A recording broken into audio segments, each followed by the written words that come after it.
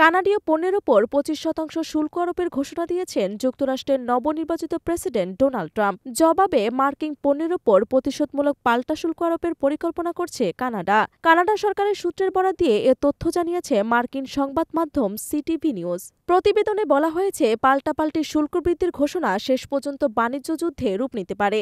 এতে সারা বিশ্বে পণ্যের দাম বেড়ে যাবে। সংশ্লিষ্ট সূত্রটি সিটিভি নিউজকে জানিয়েছে, কানাডা মূলত ট্রাম্পকে একটি রাজনৈতিক বার্তা দিতে যাচ্ছে। তাই তারা শুল্ক আরোপের জন্য এমন সব পণ্যের তালিকা তৈরি করেছে যেগুলোর ব্যাপক প্রভাব রয়েছে যুক্তরাষ্ট্রের অর্থনীতিতে। শনিবার গভীর রাতে এক সংবাদ সম্মেলনে টরুডো বলেন, কয়েক বিলিয়ন ডলার মূল্যের আমদানিকৃত মার্কিন পণ্য শুল্কের আওতায় পড়বে, যা মঙ্গলবার 30 বিলিয়ন ডলারের পণ্য দিয়ে শুরু হবে। ফেব্রুয়ারির শেষের দিকে তা বেড়ে দাঁড়াবে 155 বিলিয়ন ডলারে। ভাষণে তিনি কানাডার নাগরিকদের কেনাকাটার সময় কানাডার পণ্যকে বেছে নেওয়ার আহ্বান জানান। এর আগে মার্কিন প্রেসিডেন্ট ডোনাল্ড ট্রাম্প শনিবার থেকে কানাডার উপর 25% শুল্ক আরোপের ঘোষণা দেন। এছাড়া কানাডার তেলের উপর শুল্ক কমিয়ে 10% করার কথা বলেন।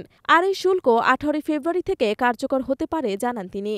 এদিকে পাল্টা জবাবে শুল্ক আরোপ করতে কানাডায় রফতানি হয় এমন মার্কিন পণ্যের একটি বিশেষ তালিকা প্রস্তুত করেছে কানাডা কর্তৃপক্ষ। তালিকায় বারবোন, জ্যাক এবং ড্যানিয়েলসের মতো অ্যালকোহলযুক্ত পানীয়র সঙ্গে আছে বিভিন্ন আসবাবপত্র, সিরামিক ও স্টিল পণ্য। এমনকি কমলার রস ও পোষা পানির খাবারও আছে এই তালিকায়।